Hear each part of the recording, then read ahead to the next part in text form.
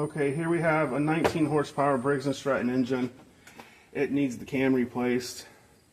So in order to do this job, you have to remove the engine from the mower. Watch my other video for that.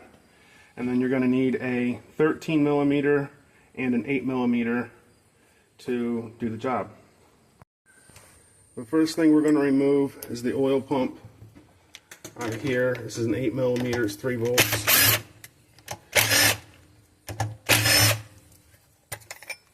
Pull that out.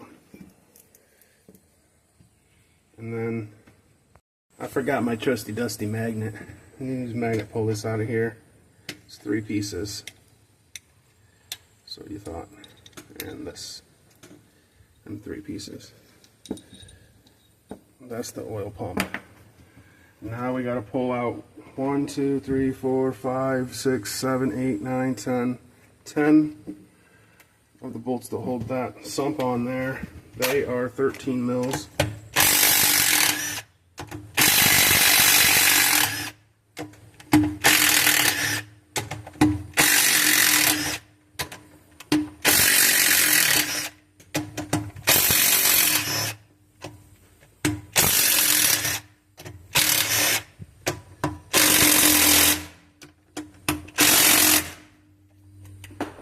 Sometimes they're a pain in the butt because they're on there tight.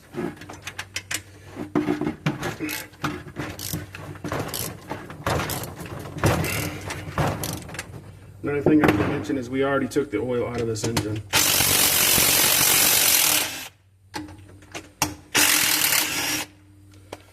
So pull all the bolts out.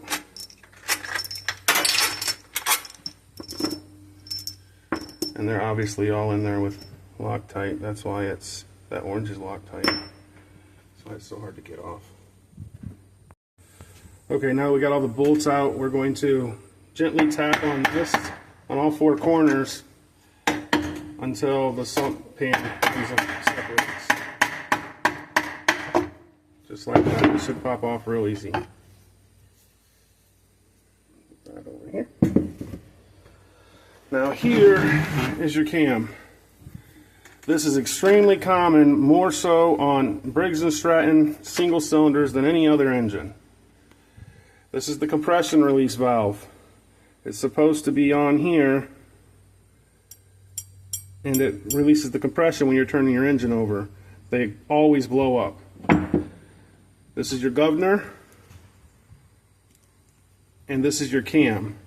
So what we're going to do is we're going to turn this engine over to top dead center. It's actually almost there.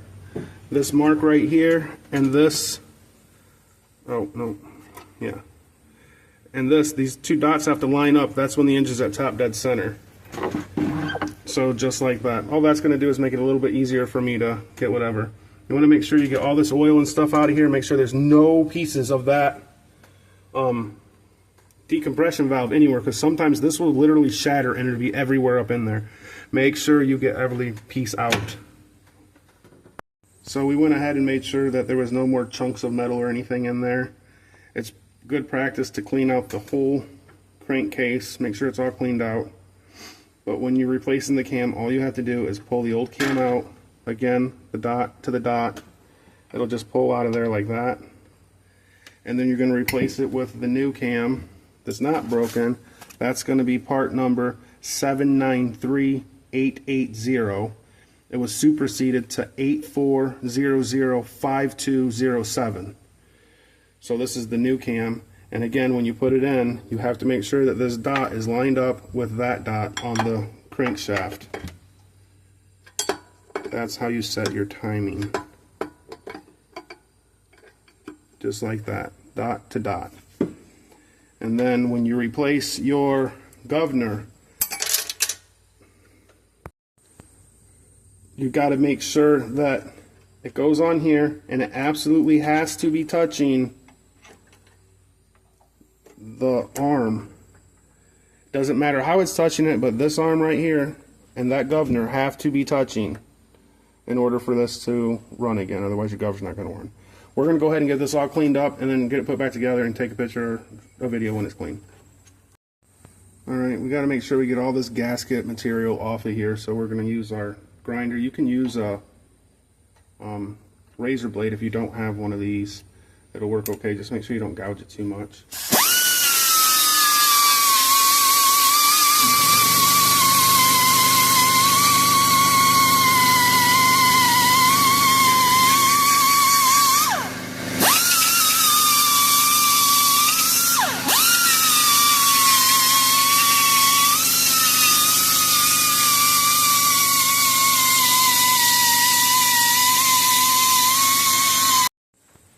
Okay, here it is all cleaned up.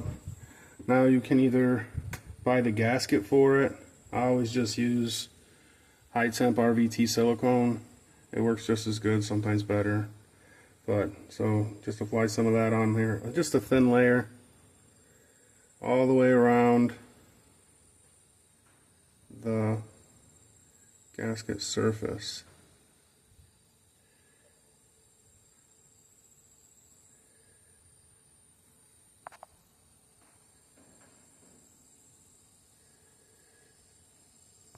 Alright, here it is with the gasket maker on it. If you want the actual gasket, it's part number 697110. This is the actual oil sump. We also had to clean it up and make sure there's no gasket on there. Everything's nice and clean. We are going to replace the oil seal in it because this one was damaged when we removed it out of the engine. This is the new oil seal to replace that one. It's going to be part number 795387. All you have to do is, if you have a seal puller, you can use that. Most people don't. I have one, but I'm not going to use it because whatever. Put a hammer in there and just pry it out to get the old seal out. To put the new seal in, we want to make sure this is nice and clean.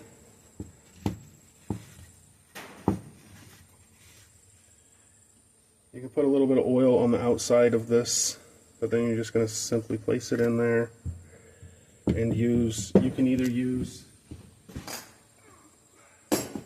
like a 2x4 or something to tap it in, but then to seat it, you're going to have to seat it down till it goes all the way down. So I just use a big socket.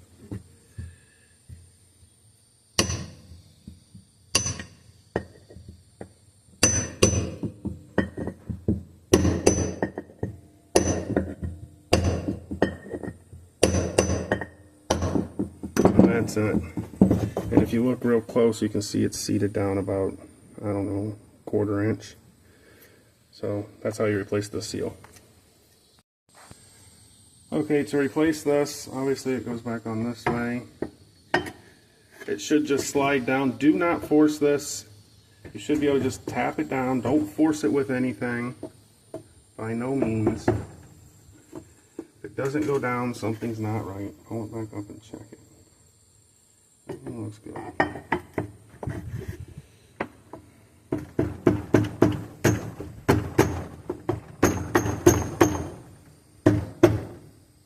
Now what I'm watching is the seal in here, because the seal has to go into the crank this way. If it goes the other way, it was definitely going to leak oil everywhere, and that is not what you want.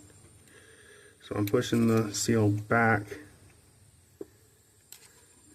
into the crank. Just like that. Boom, shakalaka. Now get all the bolts put back in and get her tightened down. Alright, we got the oil pump put back in there. Everything's put back together. Got to make sure we add oil to it and put her back on the mower, and she's all set.